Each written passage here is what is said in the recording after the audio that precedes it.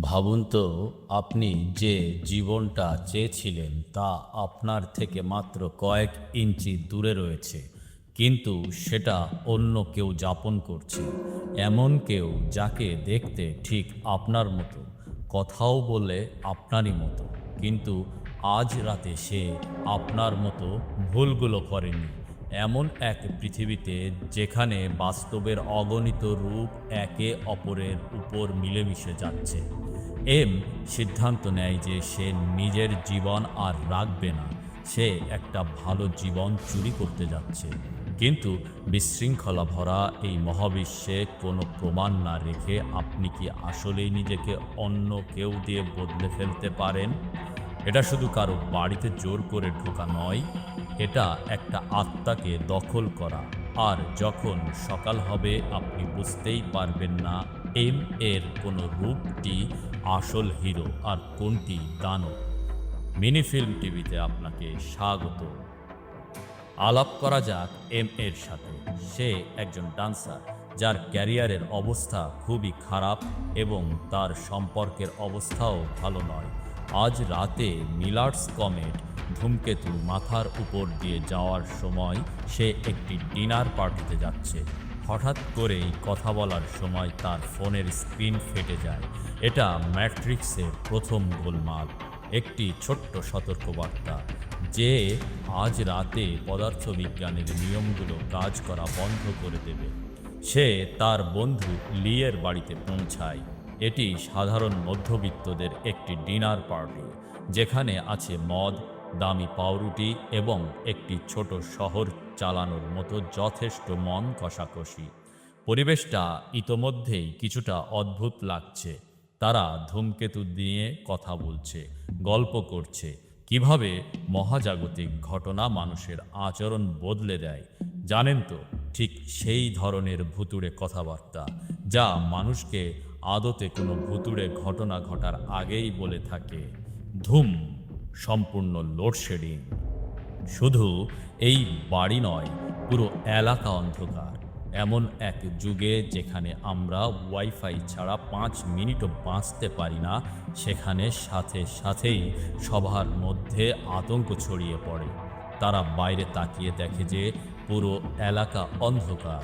শুধু কয়েক ব্লক দূরে একটি বাড়ি ছাড়া সেটি বাতিঘরের মতো জ্বলছে। হিউ এবং আমির সেখানে হেঁটে যাওয়ার সিদ্ধান্ত নেয়, দেখার জন্য যে তারা কোনো ল্যান্ডলাইন ফোন ব্যবহার করতে পারে কিনা। তারা চলে যায় এবং কয়েক মিনিটের জন্য বাকিরা অন্ধকারে বসে থাকে, কেবল মোমবাতির আলোয়। পরিবেশটা এতটাই থমথমে যে তা যেন ছুরি দিয়ে কাটা যাবে। হিউ এবং আমির যখন ফিরে আসে, তাদের দেখে মনে হচ্ছিল তারা কোনো ভূত দেখেছে বা তার চেয়েও খারাপ কিছু।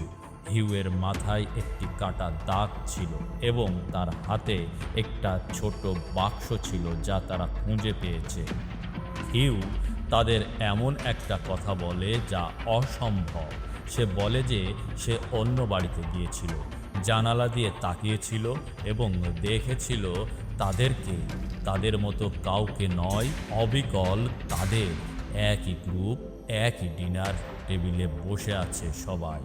হিউ যে বাক্সটি নিয়ে এসেছে তারা সেটা খোলে। ভেতরে একটি পিং পং খেলার ব্যাট এবং পার্টিতে থাকা সবার ছবি ছিল, কিন্তু আসল চমক হলো ছবিগুলোর পেছনে এমন হাতের লেখায় নম্বর লেখা ছিল যা তারা চিনতে পারে। ছবিগুলোর একটি আজ রাতেই তোলা হয়েছে, কিন্তু কারোরই মনে নেই যে তারা এই ছবি তুলেছে। সত্যিটা তাদের মাথায় বাজ পড়ার মতো লাগে। তারা কেবল অন্য কোনো বাড়ির দিকে তাকিয়ে নেই, তারা আসলে ভেঙে যাওয়া এক বাস্তবতার মধ্যে বাস করছে। তারা বুঝতে পারে যে যখনই তারা বাড়িগুলোর মাঝের অন্ধকার এলাকায় পা রেখেছিল, তখন তারা এমন এক জায়গায় প্রবেশ করেছিল যেখানে একাধিক বাস্তবতা মিলেমিশে গেছে। যতবার কেউ বাড়ি ছেড়ে বাইরে যাচ্ছে এবং ফিরে আসছে, তারা হয়তো একই রাতের ভিন্ন কোনো সংস্করণে প্রবেশ করছে। তারা একটি নীল গ্লো স্টিক দিয়ে তাদের বাড়িটি চিহ্নিত করার সিদ্ধান্ত নেয়, যাতে তারা নিশ্চিত হতে পারে যে কোনটা তাদের বাড়ি।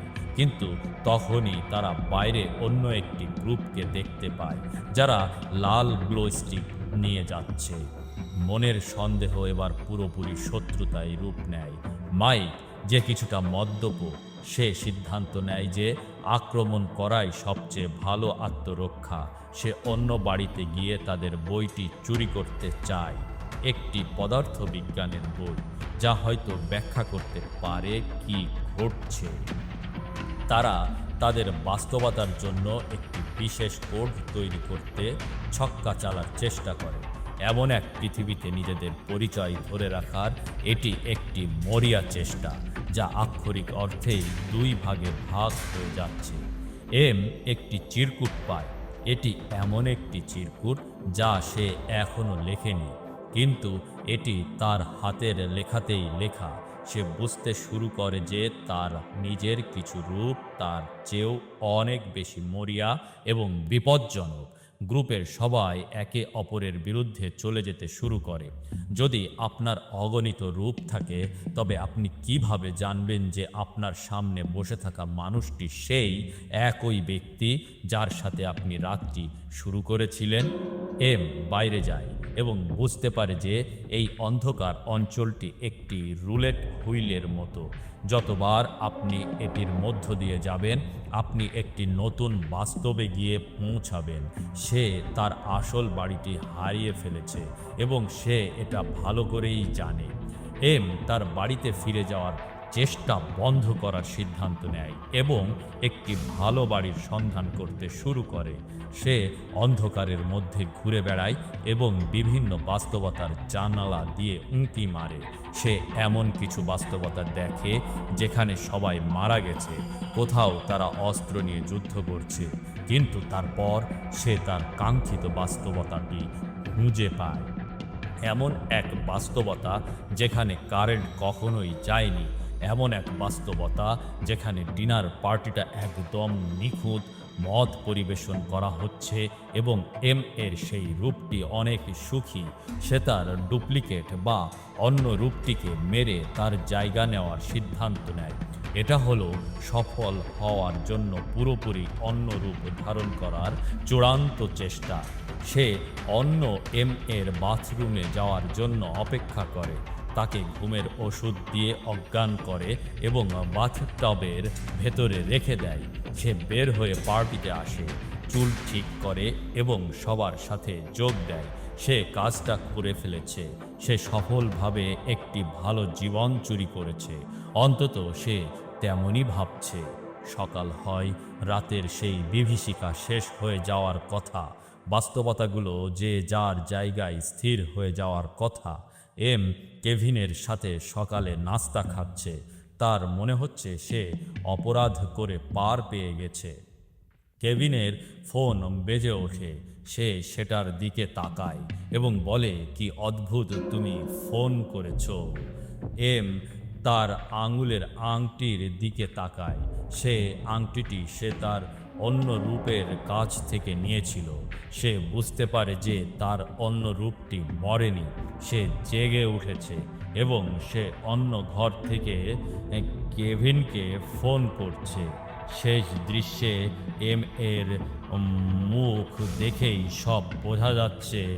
সে কোনো ভালো জীবন খুঁজে পায়নি, বরং সে কেবল একটি নতুন দুঃস্বপ্ন শুরু করেছে। ধূমকেতু চলে গেছে, কিন্তু দুই এম এখন একই বাস্তবে আটকে পড়েছে।